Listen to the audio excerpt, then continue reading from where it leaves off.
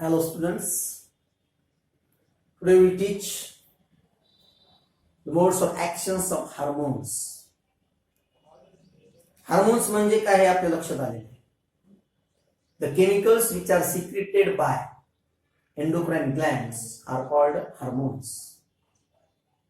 There are various types of hormones which are secreted by various types of endocrine gland, and that when hormones are released directly to the blood transported that hormones from one place to another place in our body.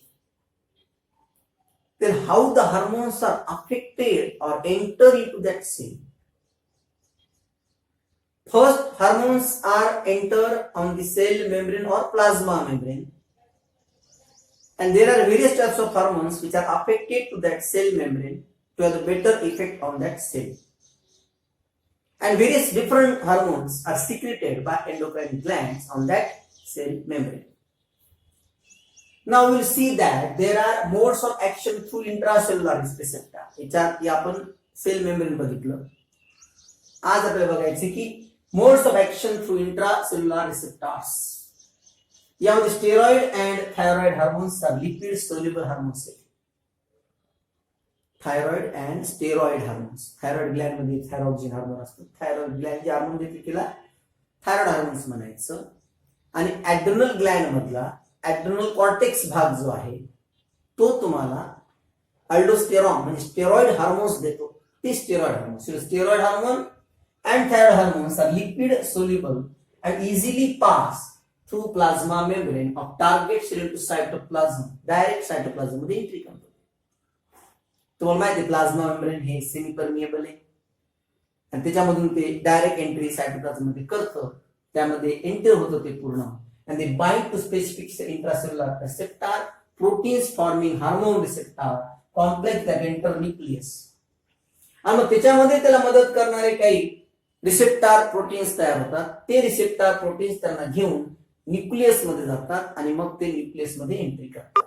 The hormone receptor complex binds specific regulatory site of DNA and activated genes transcribe the mRNA which directs protein synthesis. आधी entry करताना plasma membrane मधून entry करतात. Plasma membrane मधून आतमध्ये गेल्या cytoplasm मध्ये जातात. यासाठी सेलचा अभ्यास पाहिजे सगळा आपला पूर्ण. आणि मग प्लाझ्मा मेम्ब्रेन मध्ये त्या ठिकाणी प्रोटीन रिसेप्टर्स आहेत, त्यांना बाइंडिंग करणारे बाइंडिंग साइट्स आहेत. मग ते त्यांना घेऊन न्यूक्लियसच्या आतमध्ये जातात. तुम्हाला माहिती आहे न्यूक्लियस मध्ये न्यूक्लिक ऍसिड्स आहेत, डीएनए आरएनए. आणि मग त्याच्या डीएनए मध्ये ते एंट्री करतात. तिथे आरएनए 3 प्रकार आहेत. त्यातला तो एमआरएनए मेसेंजर आरएनए आहे तो त्याला मदत करतो आणि मग प्रोटीन तयार करायला मदत होते. आणि मग त्या enzyme cytoplasm action of lipid soluble hormones होते आणि ती थोडी सावकाश होते, स्लोवर बट लॉंग लास्टिंग. पण त्याचा परिणाम मात्र बऱ्याच काळापर्यंत राहतो. आणि अशा पद्धतीने इंट्रासेल्युलर सुद्धा हार्मोन्स मदत करतात. खूप बारीक लक्ष द्यावं यामध्ये. हे जे पॉइंट हार्मोन देतात पुढे तरी सोपे, पण हे हार्मोन्सचे जे पॉइंट्स आहेत, properties of hormone, types of hormones आणि mechanism of hormones, how they reacted on the cell membrane and intracellular space that is a nucleus or DNA. त्या दोन पेशीच्या आतमध्ये आणि पेशीच्या बाहेर कशा प्रकारे हार्मोन्स इफेक्ट करतात हे महत्वाची गोष्ट आहे. आणि मग त्या पद्धतीने लक्षात ठेवायचं की समजून घ्यायचं. त्याच्या जास्त काही प्रश्न वगैरे येत नाही, पण एमसीक्यूज बरोबर येण्यासाठी ही कॉन्सेप्ट आपली क्लिअर पाहिजे. त्याच्यानंतर आता सगळ्यात महत्वाचा भाग आहे हायपोथॅलॅमस. लक्षात आहे तुमच्या डायन्सिफिलॉनचे 3 भाग लक्षात आहेत. Diencephalon divided into 3 parts: epithalamus, thalami and hypothalamus. Roof of diencephalon is called epithalamus. Floor of diencephalon is called hypothalamus. Lateral walls of diencephalon is called thalami. त्यातला आपण त्या दोन्हीची माहिती घेतली. आज आपण हायपोथॅलॅमसची माहिती घ्यायची की जो फ्लोर भाग आहे डायन्सिफिलॉनचा. डायन्सिफिलॉनचा फ्लोर पार्ट आहे त्याला आपण हायपोथॅलॅमस म्हणतो. हायपोथॅलॅमस हा it is ectodermal in origin. Ectoderm पासून बनलेला. 3 डर्म आहेत, एक्टोडर्म, मेसोडर्म आणि एंडोडर्म. आणि हायपोथॅलॅमस हे एक्टोडर्म पासून बनलेले म्हणजे it is ectodermal in origin. It is located at the floor of diencephalon. म्हणलं तुम्हाला floor of diencephalon is called hypothalamus. Major function of hypothalamus to maintain hormone homeostasis. Internal environment आतमधल्या घटना घडतात शरीरामध्ये आपल्या. आतमध्ये हार्मोनचा आतून कसा परिणाम होतो, तो पूर्ण परिणाम मेंटेन करायचं काम हे हायपोथॅलॅमस करतो. पक्क लक्षात ठेवा. तो माहित असेल नर्वस सिस्टीम आणि एंडोक्राइन सिस्टीम या दोघांचा दुवा, दोघांमधलं कोऑर्डिनेशन करण्याचं महत्वाचं काम पार पाडणारा घटक म्हणजे हायपोथॅलॅमस खूप महत्वाचं काम करतो आणि म्हणून त्यांनी त्या ठिकाणी तशा पद्धतीने सांगितलेलं आहे. It control secretory activity of the pituitary gland by release and inhibiting hormones. त्याला हायपोथॅलॅमसला हायपोफिशियल स्टॉकने अटॅच झालेली एक pouch like structure pituitary gland आणि त्या पिट्युटरी ग्लँड मधून वेगवेगळे हार्मोन्स सिक्रेट केले जातात आणि त्या हार्मोन्समुळे आपल्या शरीरावर परिणाम होतो, ते कमी होतात किंवा जास्त प्रमाणामध्ये सिक्रेट केले जातात. All hormones of hypothalamus are peptide hormone. हे सगळे हायपोथॅलॅमस मधून सिक्रेट होणारे, हायपोथॅलॅमसला अटॅच असलेल्या पिट्युटरी ग्लँड मधून तिच्या वेगवेगळ्या भागातून सिक्रेट होणारे हार्मोन्स पेप्टाइड हार्मोन्स आहेत and they are secreted by neurosecretory cell, so they are called neurohormones. Hypothalamus काय रिलीज करतो, कोणते हार्मोन्स? हायपोथॅलॅमस मधून न्यूरोसिक्रेटरी सेल्स त्या ठिकाणी येतात. त्या न्यूरोसिक्रेटरी सेल्स मधून हार्मोन्स रिलीज केले जातात, त्यांना आपण न्यूरो हार्मोन्स म्हणतो. आणि न्यूरो हार्मोन्स हे एडीएच आणि ऑक्सिटोसिन आणि कोहेरिन. तिसरा ADH anti diuretic hormone, oxytocin birth hormone किंवा कोहेरिन असे 3 हार्मोन. आता या हायपोथॅलॅमस मध्ये वेगळ्या प्रकारचे ग्लँड्स आहेत. आता हायपोथॅलॅमस लक्षात आला असेल, floor of diencephalon called hypothalamus. Ectodermal origin आहे. हायपोथॅलॅमस हे कोऑर्डिनेशनचं काम करते between the nervous coordination and chemical coordination और एंडोक्राइन सिस्टीम, या दोघांना मदत करतो हायपोथॅलॅमस. आणि हायपोथॅलॅमसला हायपोफिशियल स्टॉकने इन्फंटिबुलमने अटॅच असलेली एक ग्लँड आहे, तिची माहिती आहे, ती आहे पिट्युटरी ग्लँड. हे अशा पद्धतीचे असते. हे असेल हायपोथॅलॅमस अशा पद्धतीची ग्लँड असते, पाऊस सारखं स्ट्रक्चर असतं. व्यवस्थित काढा तुम्ही पण. अशी ग्लँड असते ही, अशा पद्धतीची असते पिट्युटरी ग्लँड. पाऊच गठुडं असतं जुन्या काळातली आजीबाईचा बटवा, तसा बटव्याचा आकार असतो म्हणून याला पाउच लाईक स्ट्रक्चर म्हणायचं. पिट्युटरी ग्लँड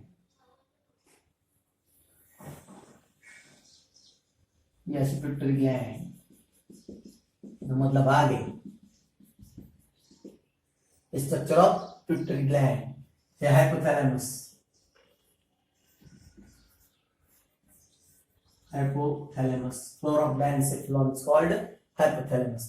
हे हायपोथॅलॅमसला या स्टॉकनी त्याला अटॅच केलेली आहे ही पार्स ट्युबरॅलिस. पार्स ट्युबरॅलिस ही ऑप्टिक चाज्मा, ऑप्टिक चाज्मा हे pars tubular like structures are called pars tuberalis. हे सगळ्यात मधला भाग पार्स इंटरमिडिया. सगळ्यात मोठा भाग महत्वाचा पार्स डिस्टॅलिस. हा पिट्युटरी ग्लँडचा अँटेरियर लोब, अँटेरियर लोब याला म्हणतो आपण ॲडेनो हायपोफायसिस. ॲडेनो हायपोफायसिस, हायपोफायसिस म्हणतात पिट्युटरी ग्लँड. हा समोरचा भाग ॲडेनो हायपोफायसिस. हा posterior lobe, posterior lobe neuro hypophysis. Neuro हायपोफायसिस.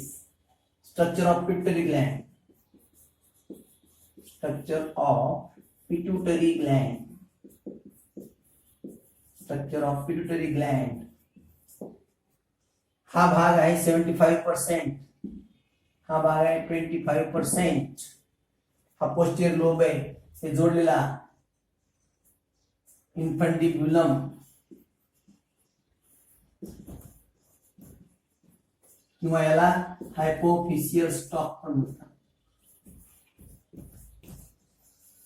हायपोफिशियल stock, stock म्हणजे देठासारखा भाग आणि हायपोथॅलॅमस त्याला जोडलेलं आहे म्हणून त्याला म्हणायचं हायपोफिशियल स्टॉक. लक्षात द्या व्यवस्थित. त्यानंतर आहे मेडियन इमिनन्स. कमी असते, रिड्युसिंग झाले तर आपल्या याच्यात मेडियन इमिनन्स आणि हा आहे पार्स नर्व्होसा. पार्स नर्व्होसा आणि पार्स डिस्टल्स मध्ये असते इंटरमिडियला क्लेफ्ट म्हणतात. क्लेफ्ट हा जो भाग आहे अँटीरियर लोब हा एपिथेलियल टिश्यूने बनलेला आहे. Epithelial tissue. हा जो पोस्टीरियर पार्ट आहे हा नर्वस टिश्यूने बनलेला आहे. नर्वस टिश्यू हे डायरेक्ट हायपोथॅलॅमस रिलीज करतात. आपण न्यूरोसिक्रेटरी हार्मोन हे 3 सिक्रेट त्याच्यामध्ये सिक्रेट केले जातात. असे ही pituitary gland, structure of pituitary gland. It is a master endocrine gland. Master endocrine gland ही कारण it controls all other glands present in our body. आपल्या बॉडीमध्ये ज्या इतर ग्लॅंड्स आहेत एंडोक्राइन ग्लॅंड ते सगळ्या ग्लॅंडला कंट्रोल करणारी ही ग्लॅंड आहे, म्हणून तिला मास्टर ग्लॅंड म्हणतात. तिला ऑर्केस्ट्रा ग्लॅंड पण म्हणतात. ऑर्केस्ट्रा ग्लॅंड, पिट्युटरी ग्लॅंड ऑर्केस्ट्रा ग्लॅंड पण म्हणतात. कारण ऑर्केस्ट्रा म्हणजे गाणे, अनेक म्युझिशियन असतात आणि सर्व म्युझिशियनला एकच म्युझिक डायरेक्टर डायरेक्शन देत असतो. एकच असे हातावारे करू करू असं होणार तसं होणार.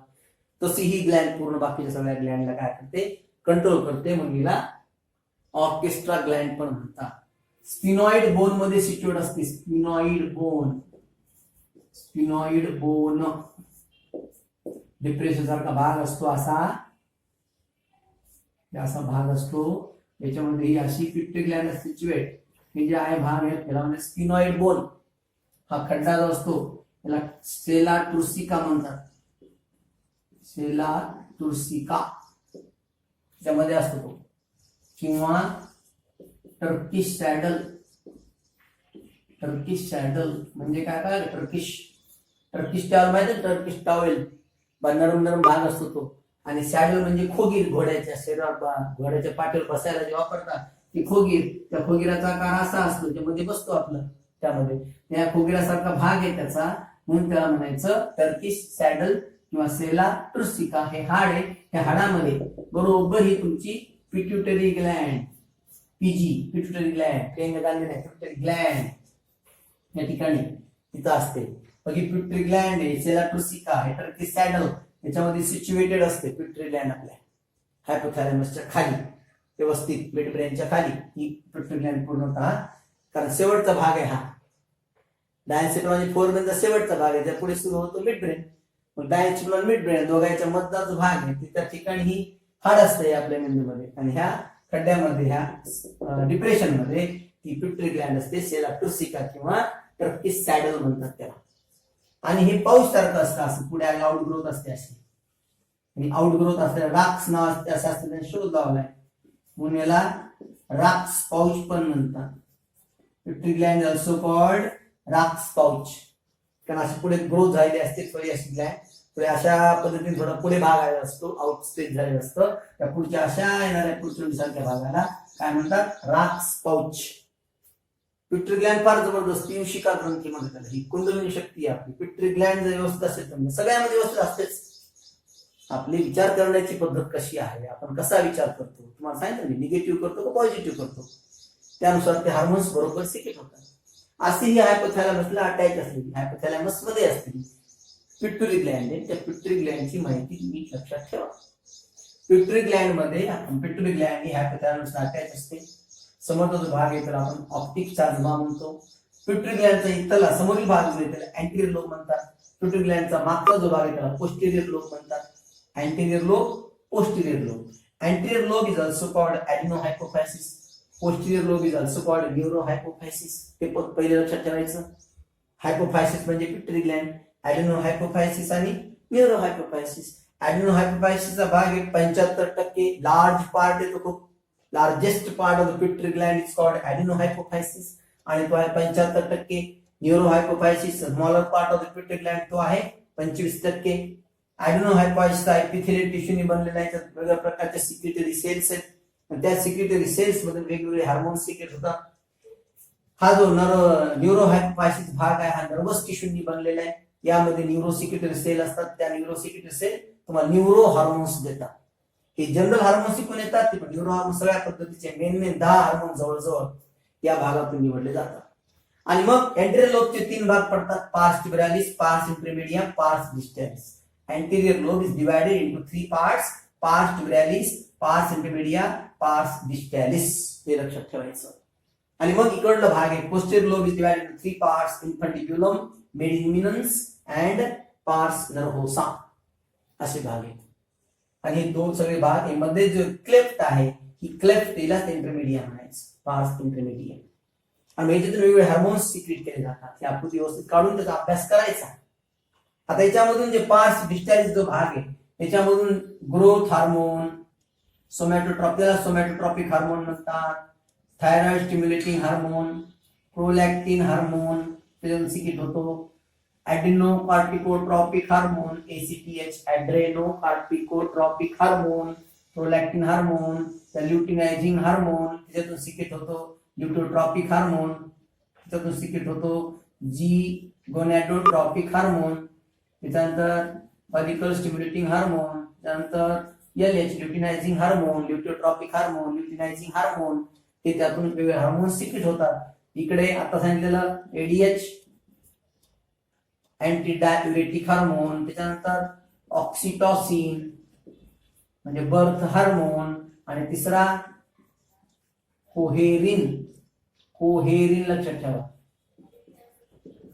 आपल्या जेजुनम असतं ना आतड्यामध्ये, त्या जेजुनमची पेरिस्टॅल्सिस मुवमेंट चांगली व्हावण्यासाठी, अन्नाचं पचन चांगलं होण्यासाठी हा कोहेरिन आपल्याला मदत करतो. आपल्या शरीराची वाढ होण्यासाठी ग्रोथ हार्मोन आहे, थायरॉइड ग्लॅंड नीट होण्यासाठी TSH आहे, प्रोलॅक्टिन हार्मोन आहे, त्याच्यानंतर एड्रेनोकॉर्टिकोट्रॉपिक हार्मोन आहे, ल्युटिनाइन हार्मोन आहे, LTH ल्युटिओट्रॉपिक हार्मोन या ठिकाणी आहे, LTH ल्युटिओट्रॉपिक हार्मोन त्या ठिकाणी, गोनॅडोट्रॉपिक हार्मोन आहे, फॉलिकल स्टिम्युलेटिंग हार्मोन आहे, ल्युटिनायझिंग हार्मोन सगळे हार्मोन्स आहेत. आणि हे हार्मोन्स या पिट्युटरी ग्लॅंड मधून सिक्रेट होऊन त्या हार्मोन्सचा आपल्या शरीरावर व्यवस्थित परिणाम होतो. गडबड नाही करायची अजिबात, शांत चित्तानं सगळं करायचं. सुरुवातीपासून व्यवस्थित लक्षात सगळं आलं पाहिजे. केमिकल कोऑर्डिनेशन कसं आहे, त्यात कोणकोणत्या सेल्स आहेत, हार्मोनचे प्रकार कसे, पेप्टाइड वगैरे हार्मोन्स कसे आहेत, ते फॅट सोल्युबल आहेत का, लिपिड सोल्युबल आहेत का, वॉटर सोल्युबल आहेत, मग हार्मोन सिक्रेट होते, हार्मोनचा आपल्या शरीरावर कसा परिणाम होतो, इफेक्ट कसा होतो, प्रॉपर्टीज काय आहेत हार्मोनच्या, हार्मोन्स एकाच ठिकाणी सिक्रेट होतात, परिणाम सगळं शरीरभर जातात. पण हार्मोन्सचे डक्टलेस ग्लॅंड मध्ये सिक्रेट होतात, डायरेक्ट रक्तात सिक्रेट झाल्यामुळे ते पूर्ण रक्तावाटे शरीरभर पसरतात. आणि हार्मोनचं मेन सगळ्यात लक्षात पाहिजे, हार्मोन म्हणजे काय, हार्मोन्स म्हणजे संप्रेरके मराठीमध्ये अर्थ त्याचा, आणि त्याचा इंग्लिश अर्थ होतो हार्मोन्स टू स्टिम्युलेट किंवा टू एनकरेज किंवा टू एक्साइट.